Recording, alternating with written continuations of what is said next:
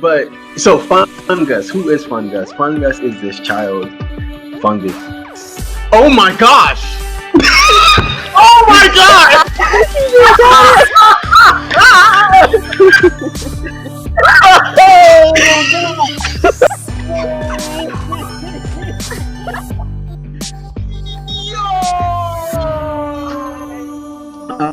Welcome to Earth 2 Comic Cast, where superheroes exist and comic book talk is the norm.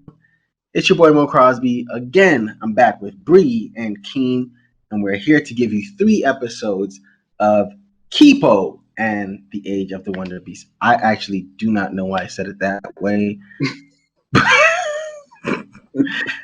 And in these 3 episodes that we're going to give you, the reason we're doing 3 is because 2 of the episodes were a 2-parter. But I feel like we have reached the well, how do you say, the penultimate episodes, like where everything starts to come together, to get answers. Things start to make sense a little bit. But before we even get into the episodes, there's 3 of them. I'm just gonna ask Bree, Keen, real quick. What did you think of like all 3 episodes together? I don't know if you watched it back to back to back, or you just.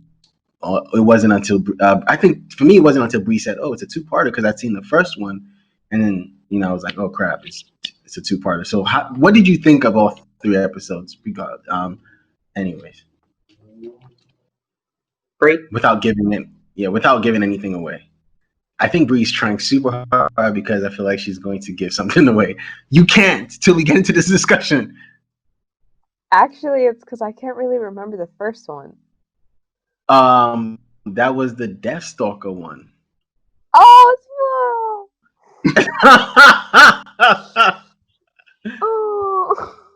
Yeah, he's disappointed in you too. I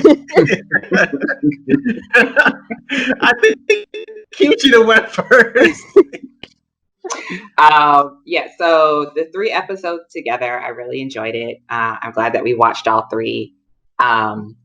It felt good, since we've been sitting here talking through a bunch of different theories and what do you think is going to happen, this, and this. So to see some of those questions that we had play out, yeah, it was fun. I think in these 3 episodes, I think I laughed more than I've laughed at any of the other ones.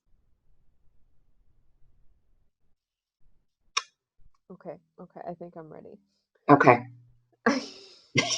I liked it a lot. Yes.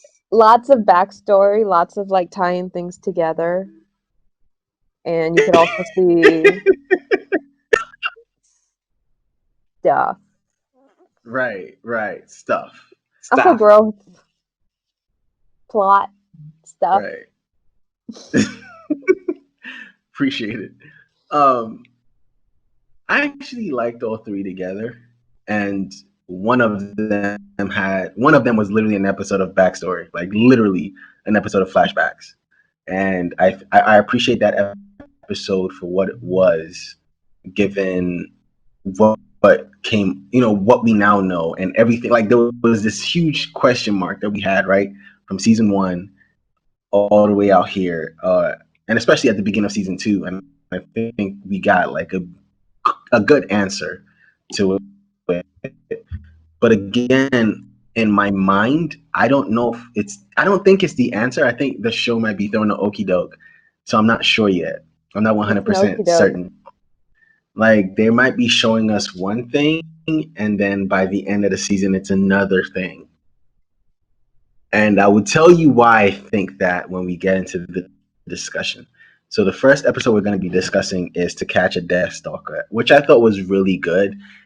And not just, and I think that is the episode, that is actually the episode that ties all 3 of them together, right? Because in that one, we catch a little glimpse of Wolf's we catch some more Wolf backstory, which is always which I always love. I always love seeing like little Wolf, and just her interaction with like the human world and what she thinks certain things are.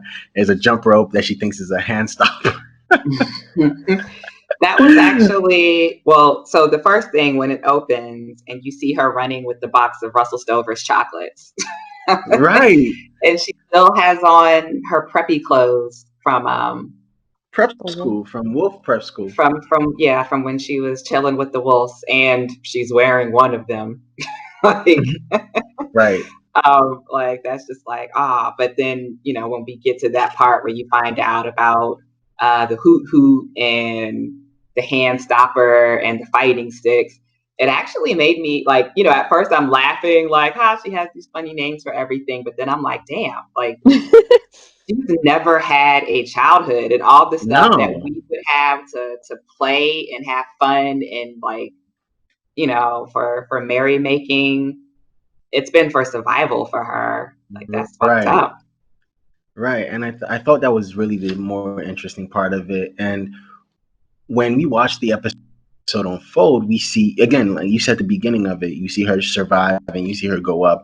And you actually see because when we get to a point, she tells you how old she was when she came up with the names for those, like you said, toys and the karaoke machine. And she was 5. It A was 5. 5-year-old wolf figured out that the Deathstalkers catch you or notice you through your heartbeat, because they can't see and they feel it through those little hairs on their bodies. And a 5-year-old wolf, figured out how to slow down her heart rate enough to where she could hide, And I wonder how long she lived up there for, and what, I feel like there's still more. In a way, I feel like we're done with that part of her backstory. We're gonna catch another thing, but I feel like maybe that's the one, and we do get to see where she got Stalky from. Mm-hmm. And I still think that's the same one that was chasing her dad and baby Kipo. Right. Yes. So yes, I feel that way too, because I mean, why not? Everything is connected on the show. And so we get that whole episode. It's Kipo trying to bring down her heart rate, or to believe in herself, because Kipo is still trying to see. Kipo understands. Oh, Kipo is so flustered by the fact that she has to save everybody. She has to be able to turn into the Mega Jaguar and come back, out of it. And she's so in her head that Wolf is trying to help her, relax, kind of, sort of like bring her down and calm her down. And that's the majority of the episode. And that's why I think that episode, when we get to the end of the discussion, I'll tell you why I personally think that episode ties everything in together. I think that is the episode that we need to pay attention to. But then, so Kipo ends up being the hero of the episode, where I didn't, but the most important story out of that is the fact that Wolf was the one who ended up being scared. Mm-hmm. And did you want to say something? Well, I'm sorry. So there was two things, I guess. So the first thing is watching Kipo try to figure out how to keep her shit together. As a compulsive overthinker, like I felt every part of that when she's like, I'm trying to figure out how to calm down, but I can't calm myself down because I'm too stressed about trying to like calm down. And like what am I supposed to do with this, and what am I supposed to do with that? So like, that how do they say, I felt that. Like when she was going through her overthinking rant, I felt that. And also I think the reason why Wolf was so scared was because it wasn't that she was scared for herself, she was scared for Kipo. Yes. And I thought that was great. I felt, again, this is Wolf, who has always been just about Wolf. And it's and I think, how we always say, damn, it looks like Wolf is trying to become more of a people person, or Wolf is trying to open up more, and Wolf is trying, and we actually are seeing it happen. I believe this episode again, which is why I think it's one of the more important ones. She actually does open up, and she's scared for her friend. Yes, she sings at the end of the episode, but she's scared for her friend, her quote unquote sister, Wolfitha Christie the fourth or the second or whatever. The fourth. Wolfitha Christie the fourth. I love that name, by the way, and I feel like by the end of the show we'll get to Wolf's actual name. But no, Wolfitha Christie the fourth is the name. I don't think she needs another name. Hey, Train. Yeah, I had to laugh at that because I'm very good for giving my friends names. Like, right. I don't know, like Lou and Ant, I don't know their middle names for real, but anytime I'm upset, I have names. Like I have names that I like put in there for them. So Kipo, give her a full legal name. The fourth. The fourth. Is like, Bree talking? Like, so no, Bree is yawning. Okay. Because she's sleepy. Right. And Bree already did like a Tara podcast earlier today, so I do not blame her. Poor Bree. Sit back, Bree. We got this for you. But no, honestly, I really appreciate this episode, and finally seeing Kipo bring her heart rate down and herself down and calming herself down to save her friend, to save her sister, was one of the biggest things that came out. Another big thing that came out this episode. It's like, and this is again why I feel like I'm hinting it too much. This is why I think this episode is super important. I think this is the episode because by the time you get to the next episode, which is Fun Gus, the part one. Wait. Oh, yeah, I'm sorry. You got something you want to say? I really like the parallels of that first episode because it showed how Wolf grew from being alone and being on her own to like caring about other people. Right. And then at the same time, Kipo, who like excessively cares about other people, and this is her downfall in this area, is learning to calm herself. Right. In terms of that, to the point where like Wolf is the one who gets caught because of her heart rate. Because she's caring about Kipo. And I just thought it was like an interesting like backwards parallel. Yeah, because it's usually the other way around. It's usually Wolf is saving Kipo because Kipo overdid it, and it was beautiful. I think it's kind of like it shows like their relationship growing. And again, I love the writers for doing that, and I appreciate that episode. Yeah, I tell you what, you're not going to skip over. You're not going to skip over Scarlemagne and his temporary title.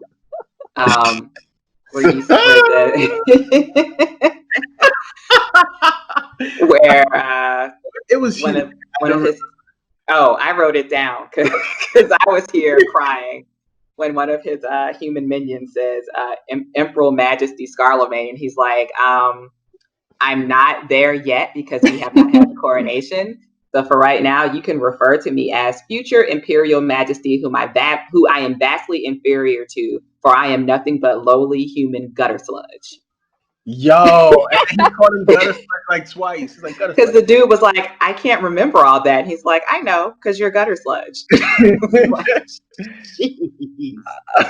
Yo, Scarlemagne is tight. Yeah, and we will get to the reason why he's super tight, because it also there's a little explanation as to why, and I think that again. But so the second episode, which was Fun Gus Part 1, now they've come back together and they all sing to end the episode.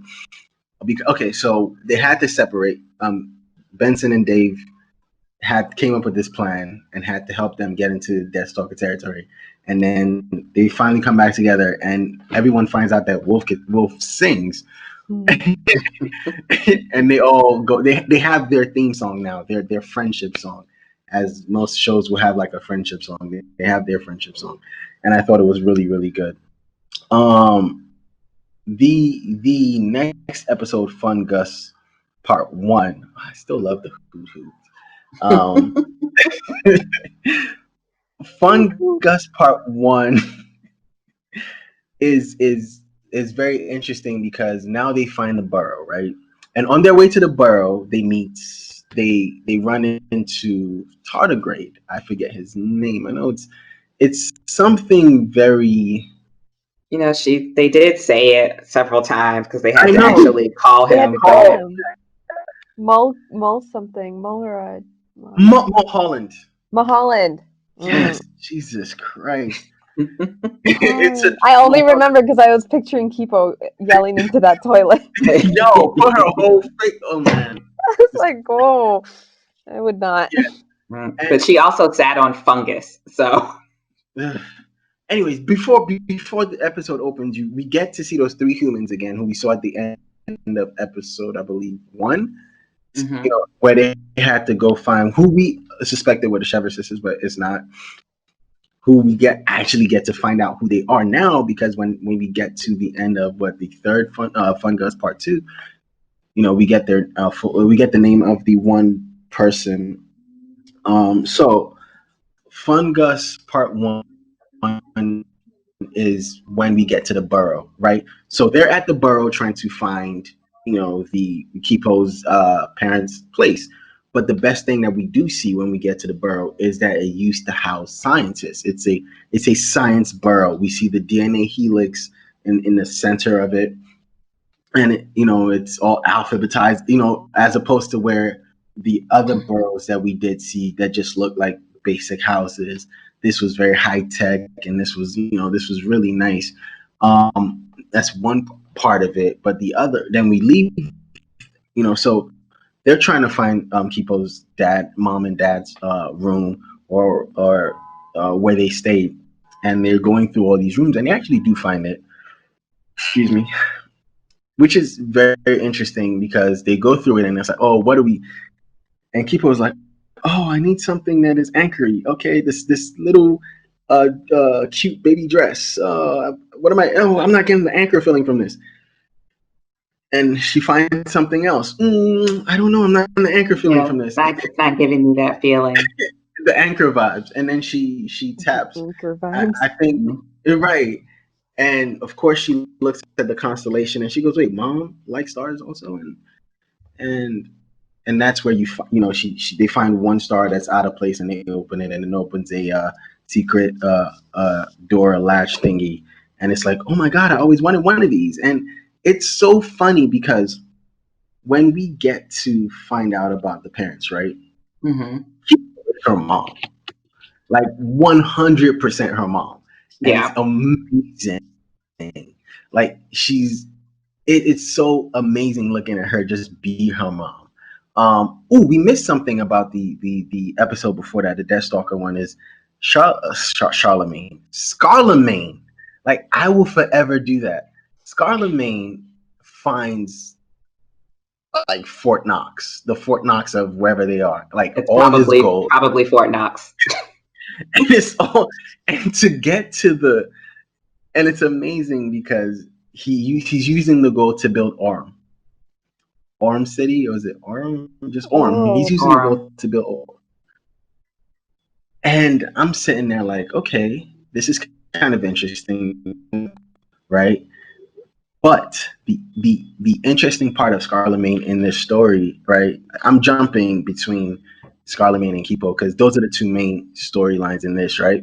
Right. Is when his people come through and they find out that, his people come back and it's like, where's Kipo? Oh, we don't have her. But we find out that the monkey's is loose now. The leash is off. And Scarlemagne forgets that he has to find Kipo, forgets that he has to build Orm, and wants to go after the monkey. What is the reason he's going after the monkey? The episode tells us at the end of the day, but I feel like it's not just him going after the monkey. It's him going after the monkey. It's the three humans going after the monkey. And I think one of them says, we need to get to her first for the sake of humanity. Mm-hmm. And on his way to the monkey, my favorite characters of the show come back. Yes. You know who I'm talking about. The metal snakes. Oh, yeah. and they blast them up because you see Scarlemagne on his. First of all, flamingos are trash. Like, if on this show and every other show that we talk about, flamingos are trash, you find out later. I am currently wearing flamingo leggings, and I feel some kind of way about your statement.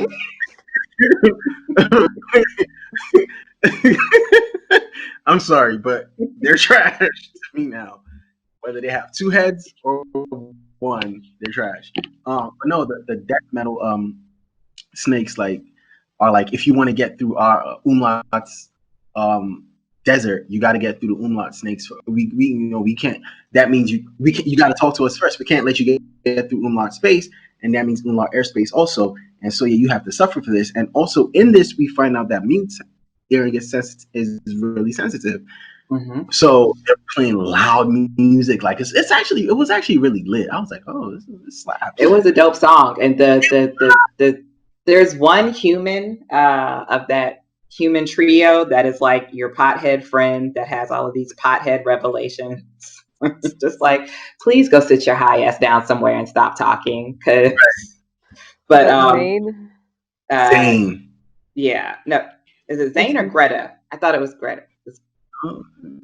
Both of them. Well, they yeah, both dumb.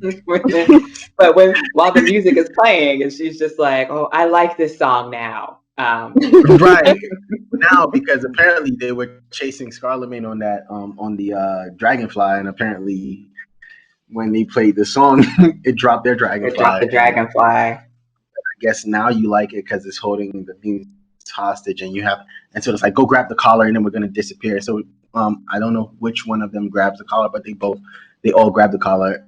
Oh, while they go grab the collar, while the snakes. Okay, so what I find really interesting, and what Kipo also does mention at one point, is who is going, like, if we don't save the humans, because there's some mutes that will revolt against Scarlemagne, who is he going to use to fight them? He's going to use my people. And this episode actually showed what she was talking about when we find out that the humans are not affected by the sounds of the loud music. And he goes attack, and he literally sends them. He sends, the humans are the ones who bust the speakers, and the Umla snakes try to fight them off, and it didn't go their way. And when nobody's paying attention, the humans grab the collar and get to the monkey, right? And this is the best part. So Scarlemagne, turns around and is like, "Where's my collar at?" And one of his henchmen, I forget his name, is like, "Well, it's not Gerard."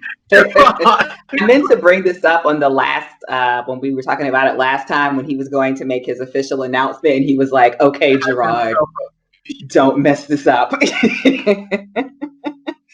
And it's funny because Gerard is really trying to be like super smart, but he's dumb as a sack of potatoes. Yeah, he is. And he's like, "Well, it's not there." And Scarlemagne is, "Of course it's not there, but what? Like, what the hell is wrong with you?" And when this is another second interesting thing that happened in the episode, is when one of the humans find the monkey, and the monkey does wake up. The monkey's agitated or aggravated. It's like, "Get the fuck out of my face!" Like, smacks the taste out her mouth, right? Mm-hmm. Bah, get away. And there's no reasoning, right? Because we don't really know what's going on. And it's like, okay, well, I'm saying to myself, why, right? Obviously, the episodes is going to tell us why eventually. So that's okay. So I'm going to stop there, and I'm going to get back to Kipo for a second in the burrow. So Kipo does find, though, that we didn't talk about the flashback with Kipo's parents, and they go up to the surface and see the big ass corgi. Yes. Oh my and god! And they're like, "Look at him, he's so fucking cute." How big do you think he is? 100 feet. I feel like that's Brie. Yeah, that is me for sure. Like, I've seen some huge dogs, and I'm like, "Look at the baby! I just want to pet it." And everybody's like, "That is a every time." Eat your face. And they talk about reversing the mutation, right? And they're like, so that they can make them small and have one in the house. And then they're like, "But wait." And then that's when you find out that they actually truly care for Hugo/Scarlemagne, because they're like, "We can't talk to me today." Yeah, Hugo talked to me today. We can't do that to him. We can't have him go back after all of this. Can I say something? Can I just say one thing? Tuvix. Mm-hmm. That is fucking stupid. I'm sorry. Because they don't want to undo like what's now a sentient being with feelings and thoughts. No. You want to get rid of Jamak? Yes. No, but don't do that. Don't do that. Maybe we keep Jamak, but we can get rid of everybody else. But no, honestly, this is you see my beef with science now. Like how on most of all of our shows, I'm like, fuck science sometimes because like because of those 5Gs, why? right? Seriously, like no, but I watched that and I heard that and I was like, I rolled my eyes because I'm like, so we could have actually not had this show happen, give or take. Or we could have had this show happen a different way where they're trying to fix everything. But here we are in this show, and it's like, well, we just let things happen. I mean, but eventually we get to find out that they didn't just let things happen. So Kipo gets to read through the journal, and she's like, no, it's right. But so we're reading through the journal, and we're finding out that they did isolate 4 genes. I think a Komodo dragon, a jaguar, monkey, and I don't remember what was it, tiger or something. I don't Doesn't remember even the 4th. matter. Right, it doesn't because it's not because the only 2 or 3 that matter are mentioned on the show. And while they're reading through the journal, it's like you're finding out more about Leo and Kipo's mom, and Kipo is an experiment, Project Kipo, and but they're excited about her like she's a person, and then they make up burrow pox, and everything is all sweet until after they find out, well, they're not buying burrow pox anymore. Well, everything was all sweet until Kipo's mom started growing fur and like fucking shit up with her strength. Getting super strength. And like they're also trying to hide the fact that they know how to isolate the metagene. Right. Because the other scientists are gonna like try to take it over and take it over. They're gonna try and reverse everything. Basically put humans back on top, and they don't think that's fair. And Kipo is basically their vision of how humans are going to live on Earth now. But I got to ask you a question. Why is that so wrong? Which one? Why can't we just go back to how everything was? Are you listening to yourself right now? Scarlemagne is going to kill you first. Hearing yourself right now? So no, but what? Like the way everything looks right now, right? Why do we have to change? No. Think about it, because now why can't white people be back on top? They can talk. They have thoughts. They have feelings. I mean, they're sentient beings at this point. It's not like your dogs. Like they're and it's not like beings. One thing. It's not like one animal. It is all of them. It's been going on. Right. So instead of trying to coexist with these animals, you want to undo everything that's probably your fault in the fucking first place because some scientists did some dumb shit and fucked everything up. And we're here now. So, but we can just go ahead and undo that and keep things the way they were and be assholes and put humanity over. Call it humanity. But in calling it humanity, you're not giving a fuck about the other beings that are here now and have feelings and thoughts and souls and stuff. But cool. I don't know, man. It's just I don't know. I just feel like these shows are allegories for other stuff, man. I know. I'm not trying to look at it that way. I'm looking at it as walking, talking animals taking over the world. That's how I'm looking at it. I'm not looking. But it's really just Scarlemagne. Very. Look at that land. And hold on, it's just Scarlemagne. But if the other scientists had not been dicks to Scarlemagne, he probably would feel a lot differently about humanity. Yeah, so that is where we end up getting to why like Scarlemagne is probably the way he is. We also get to why Kipo and her dad run away without Kipo's mom, and we get to and then there's an answer as to who the Mega Monkey Mute is. But I also think that's why I think the okie doke is, right? I think one of the scientists isolated the gene from Kipo's mom, right? And tried to do something with it, and boom, created another Mega Monkey Mute who I don't think is Kipo's mom. Now I'm just reaching, but I just feel like somehow they're going to like okie doke. I feel like it's too easy. Maybe I'm thinking it's too easy. I just feel like I think you're overthinking it because it could be, But when and I know we're skipping around now, but when Scarlemagne finally meets up with the mega monkey, and he sprays her the first time, she looks down at Kipo's little hair tie, and it snaps her out of it for a second. That's her anchor, just like we find out what Kipo's anchor is. It's the love for her daughter. And I don't think if Kipo was just some random person that came up and was like, "Hey, here's my hair tie." Like, I mean, they're cool or whatever, but I don't think it would matter as much. Right. Well, maybe I'm like I said, maybe I'm reaching, but so why Mulholland saves them from Fun Gus because Fun Gus is a someone child that we have not talked about at all. Again? Not even. No, we haven't talked a single word about Fun Gus and about how Dave was like scared, and rightfully so, and Benson was just ignoring him because apparently humans are superior. Oh my! But can we? So you know how in cartoons, right? You guys are never gonna ever. Okay. But you know how when you watch cartoons, the cartoon creators try to slip in a little bit of adult stuff, like for the grown-ups that are watching. Mm-hmm. That scene where they're flying into the burrow and they're flying on Dave's back because he's in super Hulk mode, and they're like, come on, please don't molt, and he's like, if you keep saying it, I'm gonna do it because I'm thinking about it. No, just stop right there.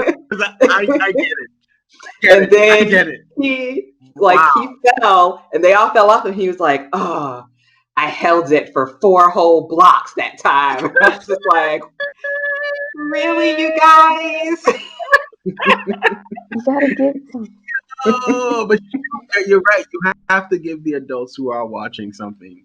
That is funny though. That was. But so Fun Gus, who is Fun Gus? Fun Gus is this child fungus. Oh my gosh! Oh my god! You just got it.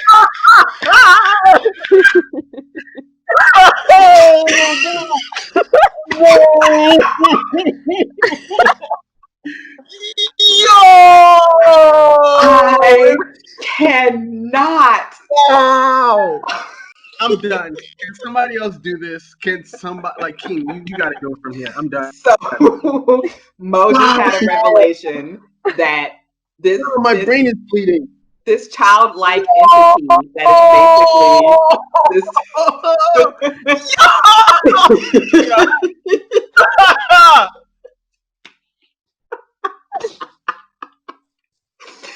So there's this orange growth that is all over the burrow, and when they come in, they're like, at first they think it's cheese, and then they're disappointed to find out that it's not cheese; it's just the orange fungus that is growing all over.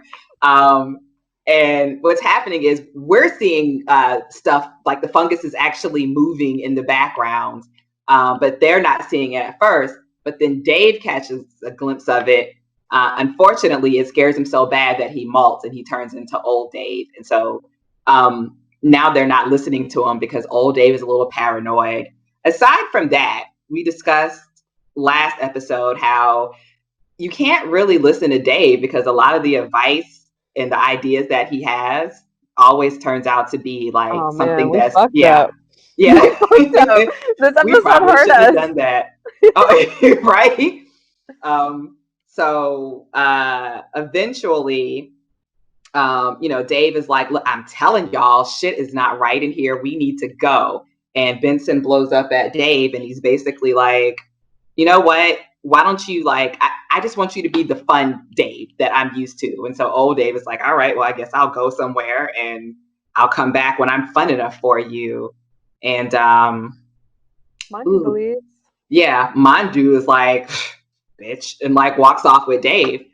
And they get snatched up by this childlike orange fungus thing that's like, "Ooh, you're my new toys now." Get out! Seriously, why is this happening to me? I'm so sorry, King. But why? Why? It was 2 episodes long. It was the first thing I noticed when I saw the title. I was like, who is Fun Gus? And then when I saw it moving, and I was like, oh, it's a fungus. It took me until episode 2. Well, when he introduced himself and he's like, hi, my name is Fun Gus. I was just like, that was one of my chuckles. Because I chuckled all through all 3 of these episodes. But what was my favorite? Was when Kipo is reading the journal and she's like, oh my gosh, formulas. And she's like, I'll read those to myself later. Yeah. And then, so as children tend to do, Fun Gus snatches the journal and he's like, I want to read. And he looks and he's like, formulas, this is boring. Where's the fun stuff? So he starts, picking up where they left off and reading the notes in Kipo's mom's journal. Mo's mind is so fucking blown, and it is hilarious. He's just like, what the fuck?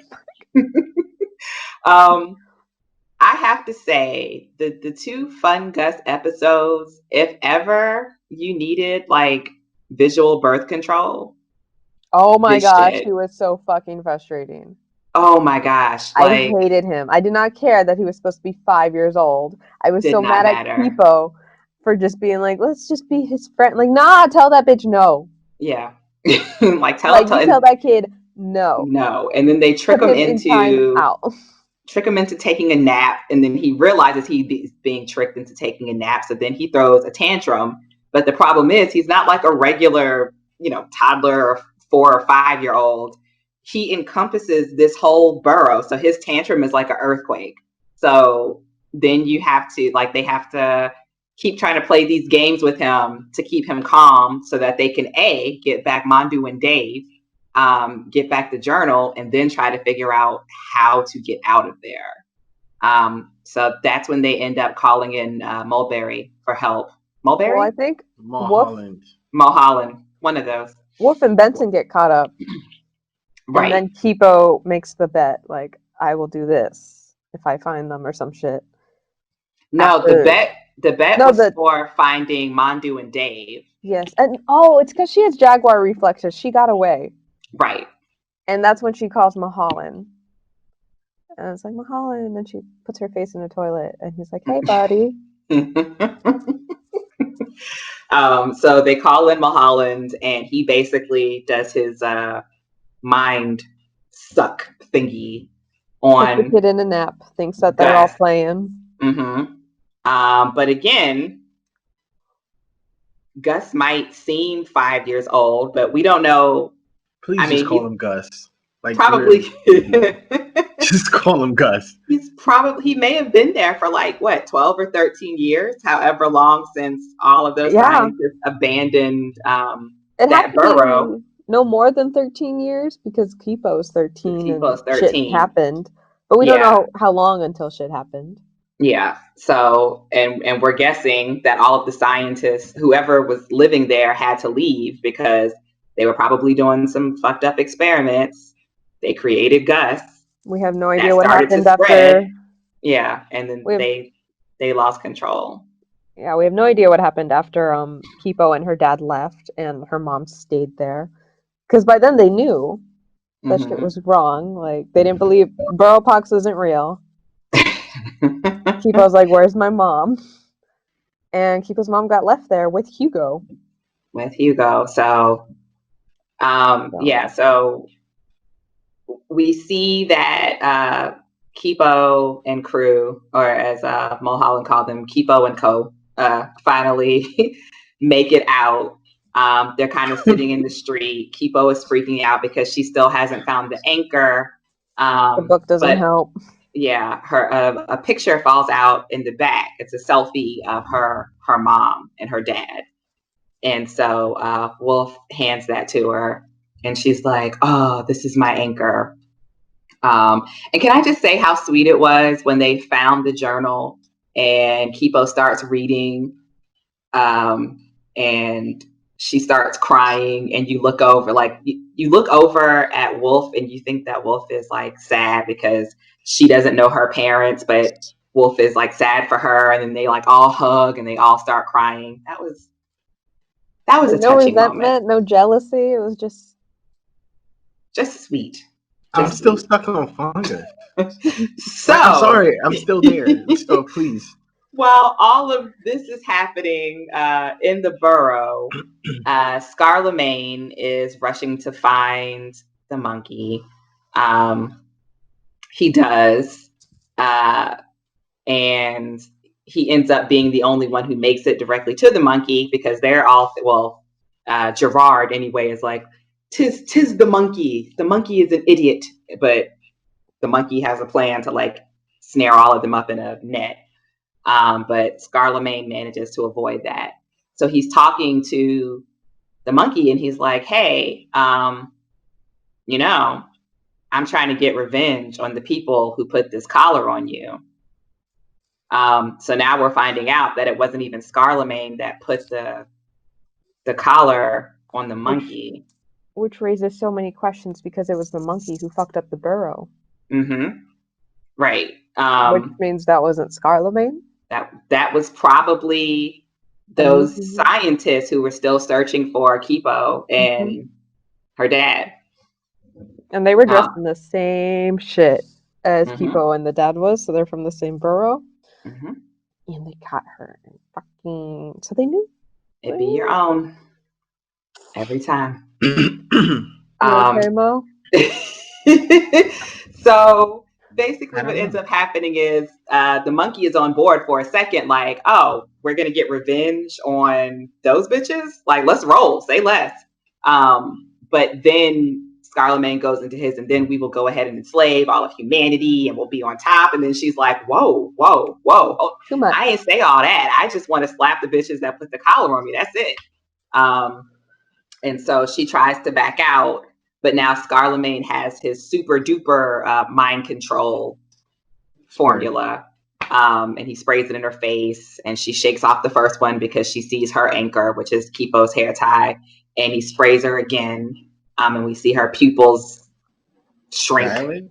No, dilate is when they get bigger, right? Mm-hmm. Oh, yeah. Okay. Yeah, her pupils contract. And he jumps on her back to ride her, you know, like to ride her off, like a fucking phrasing. Right. And in the meantime, so now Kipo has found her anchor. She's all excited, and then she everybody looks up and they see, the flamingos flying around. Oh, and she has this revelation, like, wait a minute, my mom has a little patch of fur on her. But it's not jaguar fur. It's monkey fur. Dun, dun, dun. And then she looks up and by the way, sees her mom. How do you know? What if it was just like a different colored jaguar? Also possible. Like, okie doke. She has black hair. Oh my gosh. What if her mom has a glandular problem? I mean, but we know she's not dead from burrow pox, like Kipo's or maybe dad. It's Fun Gus. Yo, I hate this show so much. You love it. I hate it. I hate that it really just hit me right now. I'm so sorry. I really hate it. It just took you out too. You were just done. Like, what? Incapacitated. So the ultimate scene. Kipo's, now like, okay, I have to go rescue my mom from this maniac, and she jumps up and forgets everything. And we see her in full super mute jaguar form. She was majestic. She was so great. She was beautiful. Chris, when you watch this, if they come out with a stuffed Kipo full jaguar, if you watch this, I won't be surprised. I won't be surprised if in a month there's a purple jaguar poo on the couch right behind you. No, you. Yeah, you will have the purple jaguar poo. I want the full purple jaguar stuffed animal. Hint, hint. No, I got a pink poo. That also, the phrasing is Oh, no, so that part tripped me out, and it tripped me out so much because the when Fun she Gus? no, I'm back now. Oh, you're stop, back? stop, I'm back. But it tripped me out so much because when she finally transformed, she dropped the picture, and Wolf was like, "Hey, the picture," and Wolf grabs it and immediately goes right after her. When I said the episode prior or the 2 episodes prior was like, this is probably the most important episodes because their relationship, that you see their relationship change, like morph into something like sisterhood, right? I 100% believe that she is Kipo's anchor. Mm-hmm. I think so too, and I Like, feel like we saw that when they were in the in the burrow, and they kind of did their whole pile on hands on top of Stalky thing. Yeah, her crew is her anchor, and so they got to follow her and make sure she doesn't go full forget Jaguar. herself. Yeah, never go full Jaguar. Never go full Jaguar. So yes, and that's where I am, and that's where I'm at with this, with the revelation and with the episode. But ultimately, I loved all 3 episodes together. I'm so happy that when I put the idea in there to watch all 3, that you guys didn't go, no, let's watch one, and then we'll wait till next week to watch it, because I wouldn't have been able to. I'm sorry, I wouldn't have. I felt like someone was gonna be evil enough to be like, no. But I'm so glad. I really wanted to watch though. I was gonna too. But you said I'm let's saw 3, and Bree was like, okay, and I was like, well, I won't be the asshole to be like, no, let's build the suspense. Because honestly, it's because I started the first minute of that episode, and it was Kipo and Kipo's parents, right? And I wanted to know more about them. And you know what? I got kimchi peanut butter out of it, and I don't regret a single thing. That is disgusting.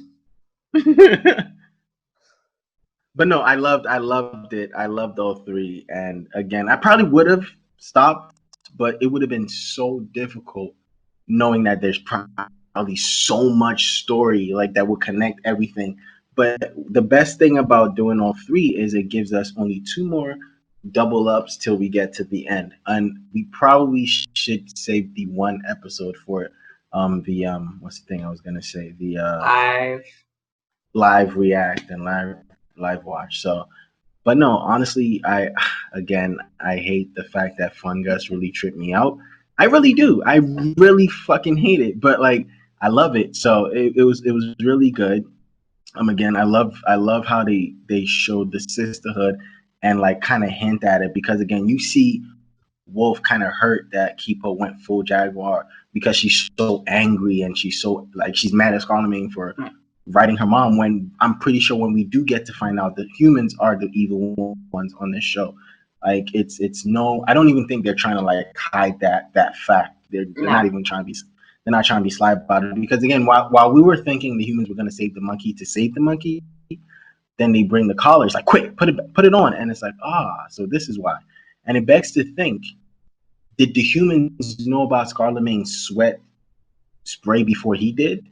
Obviously, I think they did, and I think that what's his face? It Kipo's dad was the one working on it, right, in the lab. And so it's something that I feel like this season will answer. I hope it does. I can't wait to see what the last 4 episodes, or the next 2 that we're gonna do. You just want to get the next 4 episodes out the way. Second, I mean, I kind of want to. Did anybody say no? Nobody said the next 2 episodes. Oh crap!